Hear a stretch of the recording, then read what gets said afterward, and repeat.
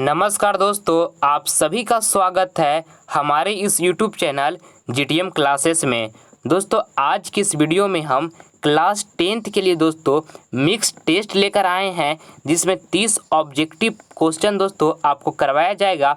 इस 30 objective question में दोस्तों आपका विज्ञान, सामाजिक विज्ञान, हिंदी और गणित ये चारों सब्जेक्ट से प्रश्न होगा दोस्तों। अब केवल 30 प्रश्न होगा, ठीक है। ये 30 प्रश्न दोस्तों आपके बोर्ड एग्जाम के लिए काफ़ी ही महत्वपूर्ण प्रश्न है, ठीक है। इसलिए आपको करना क्या है, सारा प्रश्न को पहले आपको खुद से जवाब लगाना है और लास्ट में आप हमको कमेंट करके बताइएगा कि 30 प्रश्न में दोस्तों कितना प्रश्न को आप बिल्कुल सही जवाब दिए, ठीक है। और दोस्तों टेस्ट को आप पूरी कंसंट्रेशन के साथ दीजिएगा, क्योंकि दोस्तों टेस्ट देने से ही आपके अंदर कॉन्फिडेंस बढ़ेगा, ठीक है। चलिए अब हम वीडियो को स्टार्ट करते हैं। आपके सामने पहला प्रश्न, मोटर गाड़ी में चालक के सामने कौन दर्पण रहता है? फर्स्ट ऑप्शन में लिखा हुआ है समतल, सेकेंड ऑप्शन में लिखा हुआ है अवतल, थर्ड ऑप्शन में लिखा हुआ है उत्तल, लास्ट में लिखा है इनमें से कोई नहीं। तो दोस्तों आपसे प्रश्न में पूछा गया है कि मोटर गाड़ी में चालक के सामने कौन दर्पण रहता है। तो दोस्तों कौन दर्पण रहता है? तो उत्तल दर्पण रहता है, ठीक है। ऑप्शन नंबर सी जो होगा हमारे यहाँ पर बिल्कुल करेक्ट आंसर हो जाएगा, ठीक है। और साथ में ये भी याद रखिएगा कि जो अवतल दर्पण होता है दोस्तों ये हजामत बनाने के लिए प्रयोग किया जाता है, और डॉक्टर लोग दोस्तों रोगियों को दांत और गला को इलाज करने के लिए भी अवतल दर्पण का प्रयोग करते हैं। आइए अब अगला प्रश्न हम देख लेते हैं। दूसरा नंबर में आपको बताना है दोस्तों कि निकट दृष्टि दोष का उपचार किस प्रकार के लेंस से किया जाता है। फर्स्ट ऑप्शन में लिखा हुआ है अभिसारी, सेकेंड ऑप्शन में लिखा हुआ है अपसारी, और थर्ड ऑप्शन में लिखा हुआ है उत्तल, लास्ट ऑप्शन में लिखा हुआ है बाइफोकल। तो दोस्तों निकट दृष्टि दोष का उपचार किस प्रकार से लेंस से किया जाता है? तो देखिए समझिएगा दोस्तों कि निकट दृष्टि दोष जिस व्यक्ति को हो रहता है उसको निकट की वस्तु स्पष्ट दिखाई देता है और दूर की वस्तु स्पष्ट नहीं दिखाई देता है। इसका उपचार के लिए दोस्तों किस प्रकार का लेंस का प्रयोग किया जाता है? तो अवतल लेंस का प्रयोग किया जाता है, ठीक है। और अवतल लेंस को दोस्तों हम अपसारी लेंस कहते हैं, ठीक है। तो ऑप्शन नंबर बी यहाँ पर हमारा बिल्कुल करेक्ट आंसर हो जाएगा, ठीक है। आइए अगला प्रश्न अब हम देख लेते हैं। तीसरा नंबर प्रश्न में आपसे यहाँ पूछा गया है कि विद्युत धारा की प्रबलता का मात्रक है। फर्स्ट ऑप्शन में लिखा हुआ है एम्पियर, सेकेंड ऑप्शन में लिखा हुआ है वोल्ट, और थर्ड ऑप्शन में लिखा हुआ है ओम, और लास्ट में लिखा है दोस्तों जूल। काफ़ी ही महत्वपूर्ण प्रश्न है, आपके एग्जाम के लिए पूछा गया है कि विद्युत धारा की प्रबलता का मात्रक है दोस्तों एम्पियर है, ठीक है। ऑप्शन नंबर ए जो होगा हमारा बिल्कुल करेक्ट आंसर हो जाएगा, ठीक है। देखिए बोल्ट जो है दोस्तों ये विभवांतर का एसआई मात्रक बोल्ट होता है, और ओम दोस्तों प्रतिरोध का एसआई मात्रक ओम होता है, और जूल जो है दोस्तों ये कार्य का एसआई मात्रक जूल होता है, ठीक है। आइए अगला प्रश्न हम देख लेते हैं। चौथा नंबर प्रश्न में आपको बताना है दोस्तों कि किसी वस्तु का प्रतिबिंब नेत्र के किस भाग पर बनता है। फर्स्ट ऑप्शन में लिखा हुआ है कॉर्निया, सेकेंड ऑप्शन में लिखा है दृष्टिपटल, और थर्ड ऑप्शन में लिखा हुआ है पुतली, और लास्ट में लिखा है दोस्तों आइरिस। तब बताइए दोस्तों इसका आंसर कौन सा राइट होगा। पूछा गया कि किसी वस्तु का प्रतिबिंब नेत्र के किस भाग पर बनता है? तो दृष्टिपटल पर बनता है दोस्तों, जिसको हम रेटिना भी बोलते हैं, ठीक है। तो ऑप्शन नंबर बी जो होगा हमारा बिल्कुल करेक्ट आंसर हो जाएगा। और साथ में ये भी याद रखिएगा कि नेत्र दान में दोस्तों किस भाग को दान में दिया जाता है? तो कॉर्निया को दिया जाता है, ठीक है। आइए अगला प्रश्न हम देख लेते हैं। 5वां नंबर, कोई विलयन नीले लिटमस पत्र को लाल कर देता है तो इसका पीएच संभवतः होगा। देखिए फर्स्ट ऑप्शन में लिखा हुआ है 7, सेकेंड ऑप्शन में लिखा हुआ है 5, और थर्ड ऑप्शन में लिखा हुआ है 8, और लास्ट में लिखा है दोस्तों 10। तो दोस्तों आपसे क्वेश्चन में पूछा गया है कि कोई विलयन नीले लिटमस पत्र को लाल कर देता है तो इसका पीएच संभवतः होगा। तो देखिए समझिएगा दोस्तों कि जब नीले लिटमस पत्र को लाल कर देता है तो ये अम्ल हो जाता है, और अम्ल का दोस्तों पीएच संभवतः कितना होता है? 7 से कम होता है। तो देखिए कौन ऑप्शन में दोस्तों 7 से कम लिखा हुआ है? तो ऑप्शन नंबर बी में लिखा हुआ है, ठीक है। तो ऑप्शन नंबर बी यहाँ पर हमारा बिल्कुल करेक्ट आंसर हो जाएगा, ठीक है। आप इसको समझ के याद रखिएगा। आइए अगला प्रश्न हम देख लेते हैं। छठा नंबर प्रश्न में आपसे पूछा गया है कि आधुनिक आवर्त सारणी में वर्गों की संख्या होती है। फर्स्ट ऑप्शन में लिखा है दोस्तों 9 और यहाँ सेकेंड ऑप्शन में लिखा है दोस्तों 18 और थर्ड ऑप्शन में लिखा हुआ 11 और लास्ट ऑप्शन में लिखा हुआ है 10। तब बताइए दोस्तों इस प्रश्न का एकदम चटनी प्रश्न है दोस्तों, आप इसको नहीं बताइएगा तो कौन प्रश्न का जवाब दीजिएगा। पूछा है कि आधुनिक आवर्त सारणी में वर्गों की संख्या होती है तो 18 होती है दोस्तों। ऑप्शन नंबर बी यहाँ पर हमारा बिल्कुल करेक्ट आंसर हो जाएगा, ठीक है। और साथ में ये भी याद रख लीजिएगा कि आधुनिक आवर्त सारणी में पूछेगा कि आवर्त की संख्या होती है तो आवर्त की संख्या दोस्तों 7 होती है, ठीक है। आइए अगला प्रश्न हम करते हैं। अब फटाफट दोस्तों आपको हम 30 प्रश्न करवाएंगे। देखिए 7वां नंबर प्रश्न में आपसे पूछा गया है कि निम्न में से कौन दोस्तों ब्रिक की रचनात्मक एवं क्रियात्मक इकाई है। तो दोस्तों बताइए कि निम्न में से कौन जो है ब्रिक की रचनात्मक एवं क्रियात्मक इकाई दोस्तों, तो हमारा नेफ्रॉन होगा, ठीक है। ऑप्शन नंबर बी जो होगा बिल्कुल करेक्ट आंसर हो जाएगा, ठीक है। आइए अगला प्रश्न हम देख लेते हैं 8 नंबर प्रश्न दोस्तों आपके मैट्रिक बोर्ड परीक्षा के लिए काफ़ी महत्वपूर्ण प्रश्न है। पूछा गया है कि नर युग्मक एवं मादा युग्मक के संकलन को कहते हैं। फर्स्ट ऑप्शन में लिखा है निषेचन, थर्ड ऑप्शन में लिखा है अंकुरन, और देखिए यहाँ थर्ड ऑप्शन सेकेंड में लिखा है दोस्तों अंकुरन, और थर्ड ऑप्शन में लिखा है दोस्तों परागण, और लास्ट में लिखा है दोस्तों किण्वन। तो दोस्तों नर युग्मक एवं मादा युग्मक के संकलन को कहते हैं तो निषेचन कहते हैं, ठीक है। ऑप्शन नंबर ए जो होगा बिल्कुल हमारा करेक्ट आंसर होगा, ठीक है। आइए अगला प्रश्न हम देख लेते हैं 9 नंबर प्रश्न में आपसे पूछा गया है कि झारखंड राज्य का गठन कब हुआ था। फर्स्ट ऑप्शन में लिखा है दोस्तों 1 नवंबर 2000, सेकेंड ऑप्शन में लिखा हुआ 9 नवंबर 2000, और थर्ड ऑप्शन में लिखा है दोस्तों 15 नवंबर 2000, और लास्ट ऑप्शन में लिखा है दोस्तों 15 जनवरी 2000। तब बताइए दोस्तों आपसे प्रश्न पूछा गया है कि झारखंड राज्य का गठन कब हुआ था।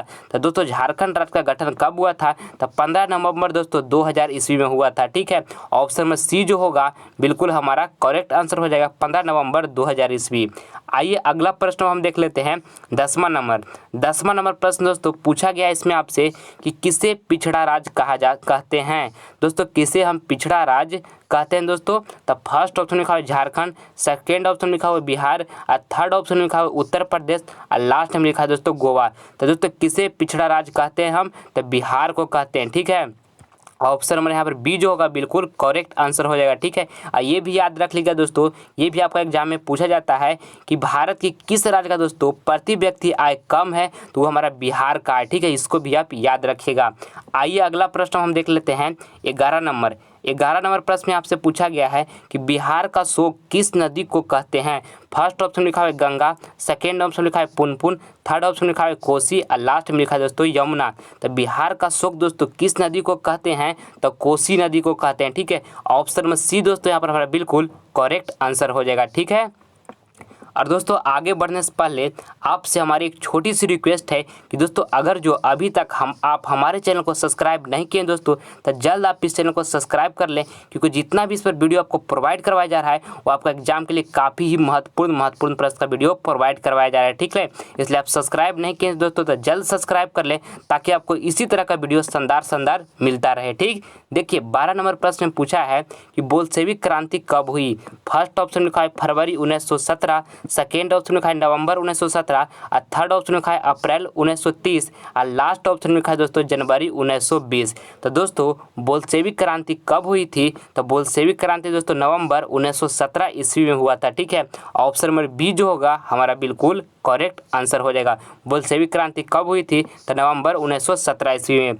आइए अगला प्रश्न हम देख लेते हैं 13 नंबर प्रश्न में आपसे पूछा गया दोस्तों कि अंकोर वाट का मंदिर कहाँ स्थित है। बताइए दोस्तों, फर्स्ट ऑप्शन लिखा है वियतनाम, सेकेंड ऑप्शन लिखा है दोस्तों थाईलैंड, और देखिए यहाँ थर्ड ऑप्शन लिखा है दोस्तों लाओस, और लास्ट में लिखा है दोस्तों कंबोडिया। तो अंकोर वाट का मंदिर कहाँ स्थित है दोस्तों, तो कंबोडिया में स्थित है। ऑप्शन में डी जो होगा बिल्कुल हमारा करेक्ट आंसर हो जाएगा, ठीक है। एक प्रश्न इसमें और आपसे पूछा जाता है, पूछेगा कि अंकोर वाट का मंदिर का निर्माण किसने करवाया, तो याद रखिएगा दोस्तों कि सूर्यवर्मन द्वितीय ने करवाए थे, ठीक है। अंकोर वाट मंदिर का निर्माण सूर्यवर्मन द्वितीय ने करवाए थे, ठीक है। आइए अगला प्रश्न हम देख लेते हैं 14 नंबर प्रश्न, काफ़ी महत्वपूर्ण प्रश्न है दोस्तों। इस वीडियो का एक भी प्रश्न आप स्किप ना करें और सारा प्रश्न को दोस्तों पहले आप उसका खुद से आंसर लगाइए, इसके बाद आप दोस्तों आप हमारा आंसर को देखिए, ठीक है। और दोस्तों 30 प्रश्न में कितना प्रश्न को आप बिल्कुल सही जवाब देते हैं लास्ट में आप हमको कमेंट करके जरूर बताइएगा, ठीक है। जरूर कमेंट करके आप बताइएगा, आपका रिप्लाई हम जरूर देंगे, ठीक है। तो सारा प्रश्न दोस्तों काफ़ी महत्वपूर्ण है, ठीक है। देखिए पूछा गया है कि काली मिट्टी किस फसल के लिए उपयोगी है। फर्स्ट ऑप्शन लिखा है कपास, सेकेंड ऑप्शन लिखा है गेहूं, थर्ड ऑप्शन लिखा है चावल, लास्ट में लिखा है दोस्तों ईख। तो काली मिट्टी दोस्तों किस फसल के लिए उपयोगी है, तो दोस्तों कपास के लिए उपयोगी है, ठीक है। ऑप्शन में यहाँ पे ए जो होगा बिल्कुल करेक्ट आंसर हो जाएगा, ठीक। आइए अगला प्रश्न हम देख लेते हैं 15 नंबर। इसमें पूछा गया है कि भारत की वित्तीय राजधानी किस शहर को कहा जाता है। फर्स्ट ऑप्शन लिखा है दिल्ली, सेकेंड ऑप्शन लिखा है मुंबई, थर्ड ऑप्शन लिखा है पटना, लास्ट में लिखा है दोस्तों बेंगलुरु। तो भारत की दोस्तों वित्तीय राजधानी किस शहर को कहा जाता है, तो मुंबई को कहा जाता है। ऑप्शन नंबर बी जो होगा बिल्कुल करेक्ट आंसर हो जाएगा, ठीक है। आइए अब अगला प्रश्न हम देखते हैं 16 नंबर प्रश्न दोस्तों काफ़ी महत्वपूर्ण प्रश्न है। पूछा है कि भारत की अर्थव्यवस्था का मुख्य आधार क्या है। फर्स्ट ऑप्शन में लिखा हुआ है कृषि, सेकेंड ऑप्शन में लिखा है उद्योग, थर्ड ऑप्शन में लिखा हुआ है खनिज उत्पादन और थर्ड ऑप्शन लास्ट में लिखा है दोस्तों अंतर्राष्ट्रीय व्यापार। तो दोस्तों भारत में आर्थिक व्यवस्था का मुख्य आधार क्या है बताइए। तो दोस्तों भारत में जो आर्थिक व्यवस्था का मुख्य आधार है वो हमारा कृषि है, ठीक है। ऑप्शन में ए जो होगा बिल्कुल हमारा करेक्ट आंसर हो जाएगा, ठीक है। भारत जो है दोस्तों एक कृषि प्रधान देश है, ठीक है, याद रखिएगा। आइए अगला प्रश्न हम देख लेते हैं 17 नंबर प्रश्न में पूछा गया है कि मंगम्मा क्या बेचती थी। फर्स्ट ऑप्शन लिखा हुआ है मक्खन, सेकेंड ऑप्शन में लिखा है दोस्तों दूध और थर्ड ऑप्शन में लिखा है दोस्तों दही और लास्ट में लिखा है दोस्तों घी। तब मंगम्मा क्या बेचती थी दोस्तों, तो दही बेचती थी, ठीक है। ऑप्शन में सी यहाँ पर हमारा बिल्कुल करेक्ट आंसर हो जाएगा, ठीक है। और ये भी याद रखिएगा दोस्तों कि मंगम्मा कहाँ दही बेचती थी, कौन सा शहर में, तब बेंगलुरु शहर में दोस्तों मंगम्मा जो थी दही बेचती थी, ठीक है। इसको भी आप याद रखिएगा कि बेंगलुरु शहर में मंगम्मा दही बेचती थी, ठीक है। आइए अगला प्रश्न हम देख लेते हैं 18 नंबर प्रश्न में पूछा गया है कि 20 के दांत का रचनाकार कौन है। फर्स्ट ऑप्शन में लिखा है दोस्तों हजारी प्रसाद द्विवेदी, सेकेंड ऑप्शन में लिखा है दोस्तों नलिन बिलोचन शर्मा और थर्ड ऑप्शन में लिखा है जीवनंदन दास और लास्ट में लिखा है अमरकांत। तब बताइए दोस्तों आपसे पूछा गया यहाँ से कि 20 के दांत का रचनाकार कौन है। तो 20 के दांत का रचनाकार दोस्तों नलिन बिलोचन शर्मा है। ऑप्शन नंबर बी यहाँ पर हमारा बिल्कुल करेक्ट आंसर हो जाएगा, ठीक है। आइए अगला प्रश्न अब हम देख लेते हैं 19 नंबर में यहाँ से पूछा है कि अशोक वाजपेयी का जन्म कब हुआ था। फर्स्ट ऑप्शन लिखा है दोस्तों 16 जनवरी 1941 ईस्वी में, सेकेंड ऑप्शन लिखा हुआ है 19 मई 1943 ईस्वी में और थर्ड ऑप्शन लिखा हुआ है 10 मार्च 1942 ईस्वी में और लास्ट में लिखा है दोस्तों 15 मार्च 1944 ईस्वी में। तो आपसे पूछा गया है दोस्तों कि अशोक वाजपेयी का जन्म कब हुआ था। तो दोस्तों 16 जनवरी 1941 ईस्वी में हुआ था, ठीक है। ऑप्शन नंबर ए यहाँ पर हमारा बिल्कुल करेक्ट हो जाएगा।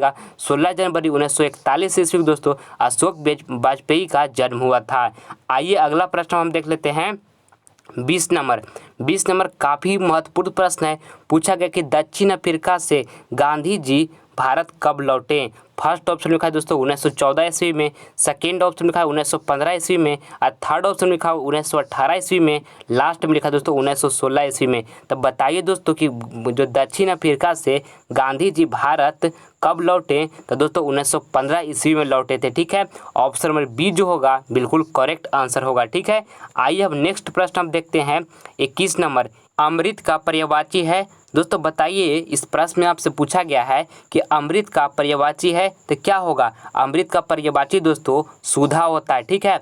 ऑप्शन नंबर बी जो होगा बिल्कुल करेक्ट आंसर होगा, ठीक है। आइए अगला प्रश्न हम देखते हैं 22 नंबर प्रश्न में पूछा गया है कि शुद्ध शब्द है, यानी कि दोस्तों ये जो प्रकृति लिखा हुआ है दोस्तों ये चारों ऑप्शन में से कौन जो प्रकृति लिखा हुआ है बिल्कुल वो शुद्ध शब्द में लिखा हुआ है। तो देखिए ऑप्शन ए में जो लिखा है दोस्तों प्रकृति ये शुद्ध शब्द में लिखा हुआ है, ठीक है। तो ऑप्शन में ए यहाँ पर बिल्कुल करेक्ट आंसर हो जाएगा। ऑप्शन में बी में भी गलत लिखा हुआ है, ऑप्शन में सी में भी गलत लिखा हुआ है, ऑप्शन में डी में भी गलत लिखा हुआ है। आइए अगला प्रश्न हम देख लेते हैं 23 नंबर, महात्मा गांधी के पिता का क्या नाम था? देखिए फर्स्ट ऑप्शन में लिखा हुआ है धर्मचंद गांधी, सेकेंड ऑप्शन में लिखा हुआ है हरचंद गांधी, और थर्ड ऑप्शन में लिखा है करमचंद गांधी, और लास्ट में लिखा है दोस्तों मीरचंद गांधी। तो यहाँ पर आपको बताना है दोस्तों कि महात्मा गांधी के पिता का क्या नाम था, तो करमचंद गांधी नाम था। ठीक है, ऑप्शन में सी यहाँ पर बिल्कुल करेक्ट आंसर हो जाएगा। ठीक है, आइए अगला प्रश्न अब हम देख लेते हैं 24 नंबर। 24 नंबर में प्रश्न में आपसे पूछा है कि 9 sec square theta minus 9 tan square theta बराबर है। तो देखिए आप इसको इस तरह से बनाइए कि देखिए 9 यहाँ भी है दोस्तों और 9 यहाँ भी है। ठीक है, तो यहाँ से हम कॉमन 9 को कर सकते हैं, 9 को कॉमन कर लेंगे तो यहाँ पर क्या बच जाएगा सेक स्क्वायर थीटा, और माइनस में क्या बच जाएगा यहाँ पे टेन स्क्वायर थीटा बच जाएगा। ठीक है, इस तरह से बच जाएगा। अब देखिए पहले आपको हम फार्मूला बता रहे हैं, इसको आप देख लीजिए। एक फार्मूला होता है हमारा दोस्तों सेक स्क्वायर थीटा, यहाँ पर सेक लिखा हुआ है, समझिएगा कि सेक स्क्वायर थीटा, और माइनस में होता है दोस्तों tan square theta equal to हमारा यहाँ पर होता है दोस्तों 1। इसको आप याद रखिएगा कि sec square theta minus tan square theta दोस्तों इक्वल टू 1 होता है। और एक फार्मूला और होता है दोस्तों, इसको भी आप याद रखिएगा कि साइन स्क्वायर थीटा प्लस में होता है दोस्तों cos square theta equal to में 1 होता है। ठीक है, और एक फार्मूला और होता है दोस्तों कि कॉसेक स्क्वायर थीटा दोस्तों माइनस में यहाँ पर होता है cot square theta equal to में 1 होता है। ठीक है, ये तीनों फार्मूला दोस्तों आपका एग्जाम के लिए काफ़ी महत्वपूर्ण है। अब देखिए यहाँ से क्या करेंगे, यहाँ पर 9 लिखा हो दोस्तों, sec square theta minus tan square theta equal to कितना होता है 1 होता है। तो यहाँ से देखिए हम इंटू में इस तरह से लिख के यहाँ पर 1 लिख लेंगे, और दोस्तों 9 इंटू 1 कीजिएगा तो यहाँ से क्या आ जाएगा 9। एक बार राइट आंसर यहाँ पर ऑप्शन नंबर बी हो जाएगा। ठीक है, आइए अगला प्रश्न हम देखते हैं। सारा प्रश्न दोस्तों काफ़ी महत्वपूर्ण प्रश्न है, एक भी प्रश्न आप स्किप ना करें। पूछा गया है कि बिंदु 4,-5 की दूरी मूल बिंदु से होगी, बताइए दोस्तों इसका राइट आंसर। तो देखिए जब आपको एक बिंदु दे देगा दोस्तों और दूरी मूल बिंदु से पूछेगा, दूरी दोस्तों मूल बिंदु से पूछेगा, तो एक फार्मूला होता है एक्स स्क्वायर प्लस में दोस्तों वाई स्क्वायर का अंडर रूट। ठीक है, तो इस फार्मूला पर आप रख दीजिए, आपका आंसर आ जाएगा। तो देखिए हमारा एक्स क्या है दोस्तों, यहाँ पर जो 4 लिखा हुआ है हमारा एक्स है, तो यहाँ पर 4 का दोस्तों यहाँ पर स्क्वायर इस तरह से हम कर लेंगे। और दोस्तों हमारा वाई जो है दोस्तों ये -5 लिखा हुआ है हमारा वाई है। ठीक है, तो -5 को दोस्तों यहाँ से हम स्क्वायर इस तरह से कर लेंगे, और यहाँ पर अंडर रूट हम इसी तरह से चढ़ा देंगे। ठीक है, और देखिए यहाँ पर 4 का स्क्वायर कितना हो जाएगा 16 हो जाएगा, और दोस्तों -5 का जब हम स्क्वायर करते हैं तो +25 हो जाता है। ठीक है, तो यहाँ पर हम +25 लिख लेंगे, -5 का स्क्वायर करेंगे कितना आएगा +25 आ जाएगा। इसी तरह से हम वर्गमूल चढ़ा लेंगे। आप देखिए यहाँ से दोनों को जोड़िएगा दोस्तों तो कितना आ जाएगा 41 जोड़कर आ जाएगा, यानी कि अंडर रूट 41 दोस्तों हमारा यहाँ पर करेक्ट आंसर हो जाएगा। ठीक है, आइए अगला प्रश्न अब हम देख लेते हैं 26 नंबर प्रश्न में दोस्तों आपसे पूछा गया है कि बाह्य बिंदु से वृत्त पर खींची गई स्पर्श रेखाओं की लंबाई होगी। देखिए दोस्तों इसको समझिएगा, पहले एक आपको हम वृत्त बना लेते हैं। जैसे वृत्त है हमारा और इस प्रकार है बाह्य बिंदु, तो मान लीजिए यहाँ पर बाह्य बिंदु है और इस प्रकार है स्पर्श रेखा, तो स्पर्श रेखा इस तरह से हम खींच लेंगे, और एक स्पर्श रेखा दोस्तों हम इस तरह से खींच लेंगे। ठीक है, और यही पूछा गया आपसे कि बाह्य बिंदु से, तो बाह्य बिंदु दोस्तों हम यहाँ पर माने थे, यहाँ पर मान लीजिए हमारा एक बिंदु है। ठीक है, तो बाह्य बिंदु से वृत्त पर खींची गई स्पर्श रेखाओं की लंबाई होगी। तो दोस्तों ये बाह्य बिंदु से हम जब स्पर्श रेखा इस तरह से खींचते हैं तो ये दोनों लंबाई जो होता है दोस्तों आपस में समान होता है, कहने का मतलब बराबर होता है दोनों आपस में। ठीक है, तो देखिए ऑप्शन में यहाँ पर बी में समान लिखा हुआ है दोस्तों, जो कि हमारा यहाँ पर बिल्कुल करेक्ट आंसर हो जाएगा। ठीक है, आइए अगला प्रश्न हम देख लेते हैं 27 नंबर प्रश्न। इसमें और दोस्तों अगर जो आप हमारा अदर्स सब्जेक्ट का वीडियो देखना चाहते हैं तो आप डिस्क्रिप्शन में जाइए, वहाँ पर आपको लिंक मिल जाएगा दोस्तों। साइंस का भी मिल जाएगा वीडियो दोस्तों, सोशल साइंस का भी मिलेगा, हिंदी का भी मिलेगा दोस्तों, और मैथ का भी, ये चारों सब्जेक्ट का दोस्तों आपको वीडियो हमारे डिस्क्रिप्शन में जाइए, वहाँ पर आपका लिंक मौजूद है, वहाँ पर आपको मिल जाएगा। ठीक है, काफ़ी महत्वपूर्ण प्रश्न दोस्तों उसमें करवाया गया है, जो कि आपका मैट्रिक बोर्ड परीक्षा में 100% आने का संभावना है। ठीक है, आइए देखते हैं हम 27 नंबर प्रश्न। इसमें पूछा गया है कि 1 + 2 + 3 + ... n के बराबर है। तो दोस्तों इसका हमारा एक फार्मूला होता है, प्रकृत संख्या इसको कहते हैं दोस्तों। तो प्रकृत संख्या बराबर एक हमारा फार्मूला होता है, इसको याद कर लीजिएगा कि n × n + 1 दोस्तों बाई में 2 होता है, जो कि देखिए ऑप्शन में बी में लिखा हुआ n × n + 1 बाई में 2। ऑप्शन में बी यहाँ पर हमारा बिल्कुल करेक्ट आंसर हो जाएगा। ठीक है, आइए अगला प्रश्न हम देख लेते हैं 28 28 नंबर प्रश्न में पूछा गया यहाँ से कि 1 + tan square theta equal to भाट। काफ़ी महत्वपूर्ण प्रश्न दोस्तों, ये आपके एग्जाम के लिए। अभी एक फार्मूला आपको हम बताएं कि दोस्तों क्या होता है, सेक स्क्वायर थीटा माइनस में होता है दोस्तों tan square theta equal to में क्या होता है बताइए, इक्वल टू में 1 होता है दोस्तों। और यहाँ से हम सेक स्क्वायर थीटा बराबर अगर जो हम निकालते हैं तो क्या हो जाएगा दोस्तों, ये माइनस tan स्क्वायर थीटा को हम उस साइड भेजेंगे तो क्या हो जाएगा, प्लस tan स्क्वायर थीटा हो जाएगा। अब देखिए आपसे क्वेश्चन में क्या पूछा गया यहाँ से कि 1 + tan square theta equal to भाट। देखिए 1 + tan square theta equal to भाट क्या है दोस्तों, सेक स्क्वायर थीटा है। तो ऑप्शन में यहाँ पर जो ए में लिखा हुआ है हमारा बिल्कुल करेक्ट आंसर हो जाएगा। ठीक है, आइए अगला प्रश्न हम देख लेते हैं 29 नंबर। जल्दी जल्दी देखिए, इसमें पूछा गया है कि निम्नलिखित में से कौन अभाज्य संख्या है। देखिए समझिए दोस्तों कि अभाज्य संख्या हम किसे कहते हैं, तो जो संख्या दोस्तों एक और केवल अपने आप से कटेगा उसी को हम अभाज्य संख्या कहते हैं। ठीक है, देखिए ऑप्शन में बी में जो लिखा हुआ है दोस्तों 23, ये केवल हमारा एक अभाज्य संख्या है जो केवल एक से कट रहा है और अपने आप से कट रहा है। अपने आप से कहने का मतलब दोस्तों 23 से कट रहा है। ठीक है, तो ऑप्शन में बी यहाँ पर हमारा बिल्कुल करेक्ट आंसर हो जाएगा। ठीक है, और दोस्तों 15 और 12 और 75 ये हमारा अभाज्य संख्या नहीं है। ठीक है, आइए अगला प्रश्न अब हम देख लेते हैं 30 नंबर। 30 नंबर हमारा लास्ट प्रश्न है दोस्तों। इसमें आपसे पूछा गया है 2 cos स्क्वायर 60 डिग्री का मान है। देखिए दोस्तों इस प्रश्न को आपको कैसे बनाना है, यहाँ पर पहले 2 लिखा हुआ है, 2 इसी तरह से इंटू में लिख लेंगे। और cos 60 डिग्री का वैल्यू कितना होता है, 1/2 होता है। और इस देखिए cos स्क्वायर 60 डिग्री लिखा हुआ है, तो हम यहाँ पर भी क्या कर देंगे, स्क्वायर इसी तरह से हम चढ़ा देंगे जैसे वहाँ पे था। अब देखिए यहाँ से 2 इसी तरह से लिख लेंगे और 1/2 लिखा है दोस्तों, इसको स्क्वायर कीजिएगा तो कितना हो जाएगा, 1/4 हो जाएगा। और यहाँ से काटिएगा दोस्तों तो 2 दूनी के 4 हो जाएगा, यानी कि बराबर में दोस्तों हमारा 1/2 आ जाएगा। ठीक है, जो कि ऑप्शन में डी में लिखा हुआ है। ऑप्शन में डी यहाँ पर हमारा बिल्कुल करेक्ट आंसर हो जाएगा। ठीक है, अब दोस्तों आपको करना क्या है कि 30 प्रश्न में से कितना प्रश्न का दोस्तों आप बिल्कुल सही जवाब दिए हैं, आप हमको कमेंट बॉक्स में करके बताइए दोस्तों ईमानदारी पूर्वक से। ठीक है, आपका रिप्लाई हम जरूर देंगे। ठीक है, आप कमेंट करके ज़रूर बताइएगा।